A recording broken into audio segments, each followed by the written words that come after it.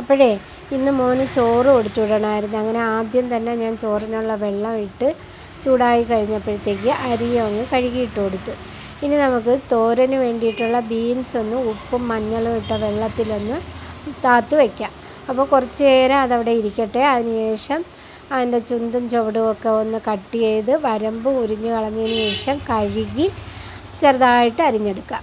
അതിലോട്ട് തേങ്ങ അരപ്പൊക്കെ ചേർത്ത് താളിച്ചങ്ങ് വയ്ക്കുന്നുണ്ട്.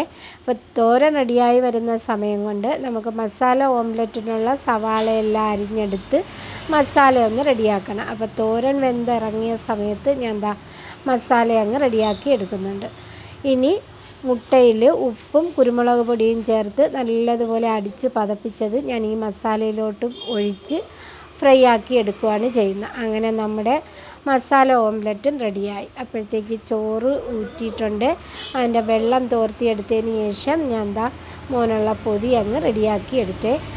ചമ്മന്തിയും മസാല ഓംലെറ്റും ബീൻസ് തോരനും വെച്ച് ചോറ് പൊതിഞ്ഞെടുത്തിട്ടുണ്ട്. അപ്പോൾ എൻ്റെ വീഡിയോ കണ്ട് ഇഷ്ടപ്പെടുന്നവർ ലൈക്ക് ചെയ്യാനും ഷെയർ ചെയ്യാനും സബ്സ്ക്രൈബ് ചെയ്യാതെ കാണുന്നവരൊന്ന് സബ്സ്ക്രൈബ് ചെയ്ത് സപ്പോർട്ട് ചെയ്യാനും മറന്നു പോവല്ലേ.